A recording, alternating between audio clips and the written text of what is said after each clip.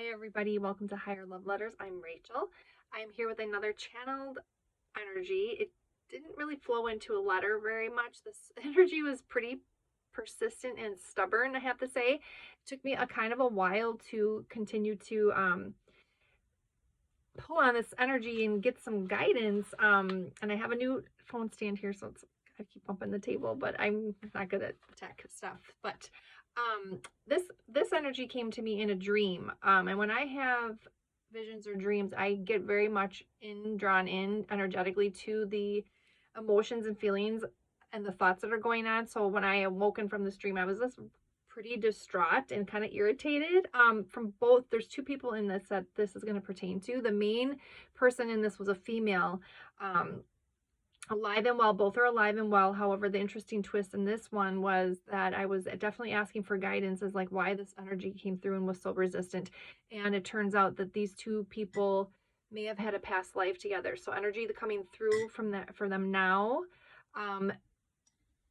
resonates even in the past. So even though this is not anybody passed away, this is a very deep, soulful energy. So a lot of spiritual guidance on both ends of these people, from both of these people, their divine team, spiritual team, hopefully coming through, helping with this message. So when I channeled this, the date that I channeled it, breaking down numerology, kind of take all the double digits and break them down and add them up until they get down to a single digit. I kind of like to play around with numbers. Numbers are everywhere. They're not a, be all end all, but they can just kind of help. I do believe on our path, like they can help us on our path. I do believe the universe, God, or our guides and angels want to help us down here, figure things out and have clarity and, I don't know, find a more harmonious way to live. And so I like to study a little bit with the numbers. And the number 6 came through here, which is all about balance and harmony. And it's a combination of number 2 and 4 about building foundations and partnerships and things like that. 2 can be like partnerships, connections, teamwork, collaborating. 4 is all about stability, safety, security, foundation, building a foundation. So interesting that those two are kind of coming together. The energy in this video is going to be very much about two people kind of meeting and coming together. They're not really going to come, they're not coming together yet. The energy is here to support that, but they are meeting in this vision I had. No, actually it was a dream. It was of a girl walking like on a city street. It seemed to be in rain or snow or something. They were kind of bundled up. It was at night. And this woman, I would say late 20s, maybe early 30s, maybe a little younger than that. Definitely not a young adult woman, 25 to 35, somewhere in there, maybe around there. Was walking with a guy, like a friend, cousin, brother, somebody, definitely not a romantic connection, a more of a platonic relationship. They were walking together on like a city street, like a downtown area, on like a dark night, kind of rainy, maybe stormy, snowy, and bundled up. And they were walking along, talking and chatting, and they happened to like look over into this window, and there was like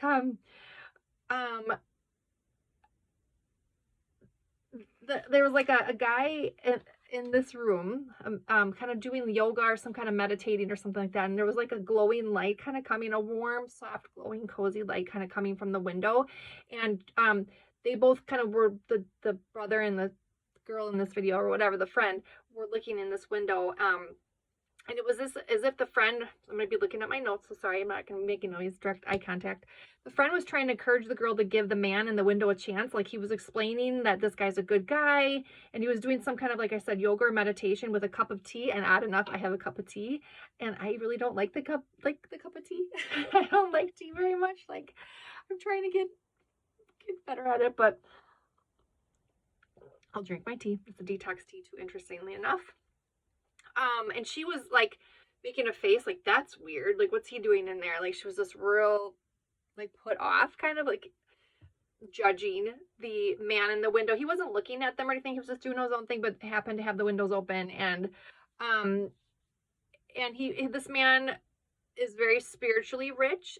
He's really connected in tune to his intuition. He had like a warm glow in the apartment or the room or the suite or wherever he was in, like a soft, peaceful ambience was kind of coming through. at them on the city street in the dark, like, which is symbolic, rain and kind of like cold, bundled up, and here this looking at this man exhibiting a total opposite energy of just like soft, peaceful, glowing, like cozy type of vibe. And she was, like I said, she was very resistant. She thought it was weird. It judged him. Her face was all crunched up, just like I said. And she may not be ready yet, but so that's what I got in that. And then I just channeled more information about that. So this may resonate with you. Maybe you're somebody who's recently met somebody that you think is an odd duck, a little bit weird, different than you for sure. And it's meant to be that you met this person at this time. Now, the energy that kind of came through was meant for the female in this, but also very much pertains to the man.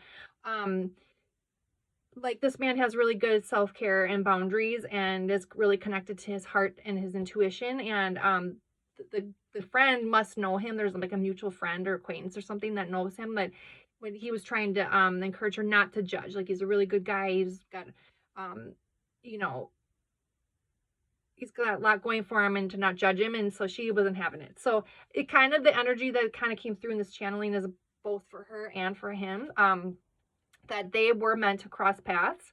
And she may not be ready yet, but he has come into her path for a reason. Perhaps he is the right person she needs for this next season of her journey. And she has had a lot of trauma in her past. And she called in this person, her higher self, maybe some inner yearnings that had crying out to God during some of her moments of it. I don't think it was recently. This woman has a very interesting energy, real resistant, hard-headed, like blocked off, closed heart chakra for sure energy. So I don't believe that she called this in recently. It was something in the past, like during some of her deeper traumatic moments, she called this energy in, and it's now that it's meant to be that they meet, because it's now maybe a more appropriate time for her to face some of the heart wounds that she has. And I'm sorry, I'm bumping the table. I got to figure out a new situation. But interesting, I did pull some cards that will pertain to this a little bit more. I will read them later, but I'm going to put them down here so that they don't keep bumping the table. And this gentleman in the window also has had trauma, I think, as well. He's just learned to channel some of that energy and transmute it. He has figured out that every breath is a fresh start. He does his deep breathing, his meditating to ground him, and interestingly enough, inhale, exhale card just was at the underneath it. I repeat, he has done a really good job of healing from his past traumas. And the other card that came through too is surrendering to stress. Take a few deep breaths and exhale the tension you've been building up in your body. Let the stress go as you come back to your center. So this gentleman in the window has definitely learned how to take that stress and trauma that he's been through, maybe even current stresses and traumas, and to get back to his center, his wholeness within, and his connection to spirit and his higher self. So her meeting this gentleman is going to help inspire her to do the same in her life. She's not ready for it yet. But she did call this person in, her higher self in her past. There was a time when she did cry out to God for help and healing, and her higher self knows what is best, and her spiritual team is working closely on her and with her. I thought of her as like an avoidant attachment style. Like a lot of times, sorry, bumpy. People with trauma can develop blockages, heart blockages, and things like that, heart space energetically, to protect themselves, like defense mechanism for sure. And I thought of some of the people that I know that are, I believe, are also avoidant attachment. I'm no counselor, or I can't diagnose anybody, but just the tendency to like pull back, ghosting, avoiding, not wanting to communicate when things are going on, instead of leaning in and talking with a partner, things like that. They don't feel safe leaning in, discussing. They would retreat emotionally, disconnecting mentally, physically even. And the other gentleman in the window might have had like an anxious attachment, maybe, or had a tendency to maybe be codependent, to kind of cling on, to over worry. He's not doing that anymore. They may know of each other, but he is in a place of really being really good about setting boundaries with emotionally unavailable people, because he values honesty, open communication. So the two of them, might have had these different types of styles. I feel like the gentleman in the window has learned how to try to lean into more of a secure attachment, which is the ideal. Um, Even if triggers come up and things like that, you still just kind of want to like ground yourself and things like that. And interestingly enough, around the time of this channeling, I have a Facebook support group for abuse, emotionally, especially psychologically, spiritually abuse victims. And one of the videos that I posted to my page around the time of this was from the Holistic Psychologist, his YouTube channel, really great. It was the abandonment wound video. So again, that's the Holistic Psychologist, the abandonment wound video. Might want to watch that. Side note, love a lot. I love a lot of resources on YouTube. It's a great place for free information. So that came up sort of around the time of this, which definitely relates in, helped me understand it a little bit. So she might have a tendency to gravitate towards people who aren't emotionally or spiritually in tune with themselves or mature. And actually, the other card that I pulled for more information on this was, do you surround yourself with people who lift me up? So this is a call for her right now. The people with whom we surround ourselves determine who we become. Does your tribe fill you up? Do they inspire you? Do they believe in you? Do they help you step into your greatest potential? The action step for her might be to make a desired list of the types of people with whom you wish to surround yourself with, and clarify if there's anyone in your life who no longer serves you. Can you love them from a distance? The gentleman, I'm so sorry about the table. The gentleman in the window is definitely has learned to do that through solitude, time alone, isolating from others, getting really clear and grounded in himself, asking himself the tough questions like, why was I upset about that? Why did that trigger me? Why do I keep attracting that kind of person? Why did that happen to me? Things like that. All that inner work, painful. But it's soul work that is meant for healing. So solitude says, once you embrace the inner divine and your own sacred solitude, the right people arrive at the right time, exactly on schedule, without forcing or chasing. So there is a call for her right now to be doing the same, evaluating her circle and to embrace her own divinity and her own inner sacred light. She has not been looking at that. And it's because of a wound that she has not healed that maybe she thought she did. But get back to my notes here. So emotionally unavailable partners or people might be people that she's most comfortable with, that actually feels safe to her. Having somebody pull back and emotionally disconnect makes her feel more safe. It's a false illusion appearing real there, but for her, not having to be vulnerable or change, and then also accessing emotions feels like weakness, like a loss of control. So I was thinking of a situation I had with somebody recently that they were in kind of turmoil in a relationship. I was giving guidance and they were opening up to me and guidance and advice. And towards the end of it, when we were partying, I tried to pray over her and just like, let's maybe say a prayer, honey. And then like I put my hand on her to pray over her, and she got very defensive and angry and shut down. She was already kind of shutting down because she was having big feelings, and I didn't recognize that cue, and I should have asked permission to pray over her. She wasn't in a space to receive. She was already in shutdown mode.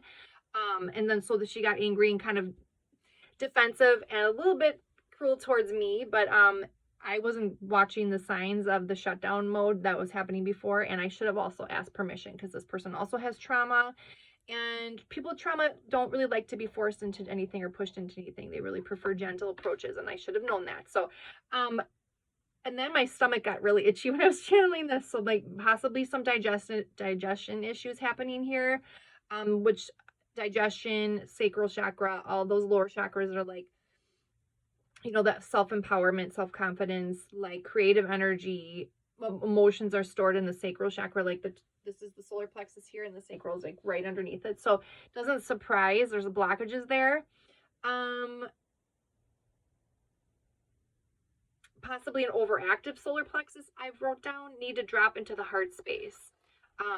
And this gentleman in the window is very good at that. Very good at obviously being logical, but bringing the heart into it and being led by his heart and his spiritual connection. And I feel in this as well that this individual's third eye and crown chakra are blocked, which is like you're being able to kind of have a vision for your future, seeing things clearly, and then the divine connection to spirit up in the crown there. But I believe her meeting this gentleman is the start of an awakening. And something similar, I believe, happened to me meeting a person. I believe I'm in the opposite energy of this individual, this female, though I'm more like the guy in the window, like more of I tend to get more anxious and worried and like overthink things and want to over talk things. And I'm healing that. I'm more of a secure attachment now, but like I'm kind of can identify with this as well. So she might be coming from a very more material 3D place of not having the access to spirituality and like her own inner union and her heart space, like definitely grounded in the things you can see, touch, feel, worldly successes, material gains, wins, and controlling outcome, things like that. But more important is being led by the spirit, alignment with divine integrity, surrendering to not just be led by desires of the flesh. That's what the call is right now. This man is the first person that she in this life that she's ever met that showed her a different way. Intuitively led. He lives his life intuitively led. He's activating a level of abundance, peace, and joy within himself, and that is what he's showing to her, and she's resistant to it because she has not lived that way. So she is pushing back on her ego a little bit, which the ego is always in the fight with the divine self, right? We need our ego to survive, and I do feel like it's a survival instinct that kicks in, and it's gotten her up to this point. It may shake her sense of empowerment, and but it's a good thing. We don't want to become too over reliant on the self, or we're disconnecting from our spiritual team and ancestors and guides. And she's been super distracted every time things that sneak up to be looked at. She allows the distractions, she avoids, she resists, which is that emotional unavailability type of thing. But she's getting to the point that she can't avoid it anymore. It's time, and she's at a point in her life where it's necessary and safe to do so. There isn't the same traumas that she had before. She has a support system now, like that gentleman she was walking with, a brother, friend, I don't know, neighbor, something like that. Definitely not romantic. She has a better community around her now. There might be some people that she needs to cut out, some toxic friends and family members, but she does have some safe people, and she's not existing right now in that really intense trauma that she had. I don't know what the trauma was. I got a little snippet of information as I was going here, but since her childhood, she has shut off emotions and her intuition out of self-preservation as a coping mechanism. Like I said, others ridiculed sensitivity possibly in her before. And now it's become a habit of her just shutting down her sensitivity. I know somebody that's done that, like that feeling vulnerable or, out of control, or even feeling helpless of not sure what to do to help in a situation. Shut that down. Like, that vulnerability. I heard the song,